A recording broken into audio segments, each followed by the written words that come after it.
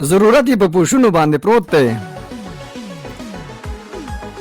ضرورت یې په پوښونو باندې پروت دی، ژوند د ښار په فوټپاتونو باندې پروت دی، د دستار په بده ورځ باندې خفه یم چې د چا چا په سرونو باندې پروت دی. السلام علیکم، السلام علیکم. جی غږ دی د ریډیو پښتونخوا FM 92.6 مردان. پروګرام دی پیکر ټایم او زیما ستاسو دوست ستاسو کوربه فاروق جان حسین. غریب لیونی کیږي هم خانان لیونی کیږي، زمونږ یارانې ته خو یاران لیونی کیږي.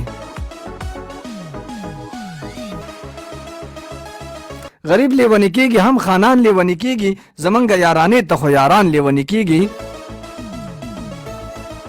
حسینه چې حسینې نور څه غواړې د خدای نه، حسینه چې حسینې نور څه غواړې د خدای نه، ښایست پسې خو خلک د جهان لیونی کیږي.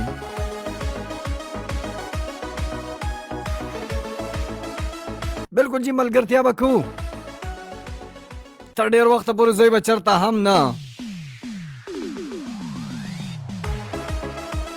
پروګرام کې به په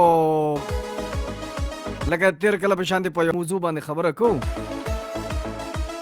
خو دې کې به ځان له نه یم.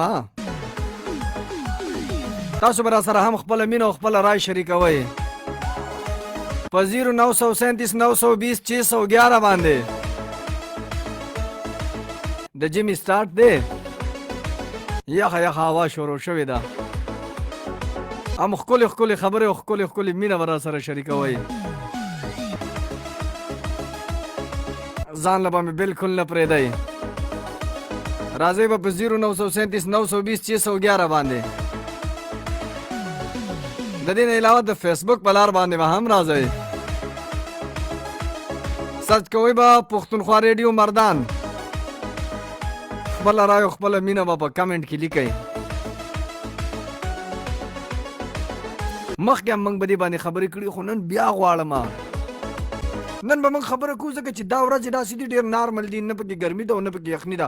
نو موږ اکثر پام کړی دی چې په دې ورځو کې ماشومان د تعلیم په لور باندې د زده کړې همدا ورځې دي، او په دې باندې به خاص کر استادان صاحبان به دې پوهېږي چې یاره کمې ورځې داسې دي چې هغې کې ماشومان زده کړه ډېر ښکلې کوي.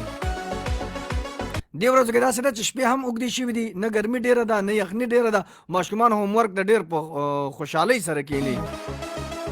د دې نه علاوه ورځې هم د هغه ډیوټۍ ټایم چې کوم دی د سکول هغه ټایم هغه اوږد شوی دی، نو په دې کې کلاسونو کې نه ګرمي وي نه یخني وي، نه پکې ماشومان تنګېږي، نو کلاسونه ډېر په ښایسته انداز اخیستلی کېږي. هم په دې موقع باندې به خبر کوم، موږ سره به تاسو خپله رای خپله مینه شریکوئ په 0937 920 611 باندې. خو تاسو به وایئ چې اکبر صاحب څه شو، اکبر صاحب به هم انشاءالله بل پروګرام له به راشي.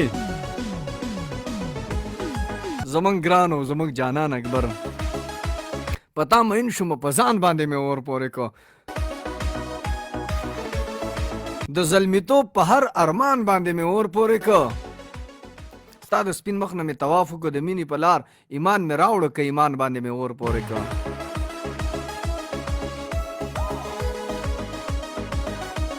هغې همزولو ته ویل زما منې او که نه د سترګو رب کې اکبر جان باندې مې اور پورې کړه.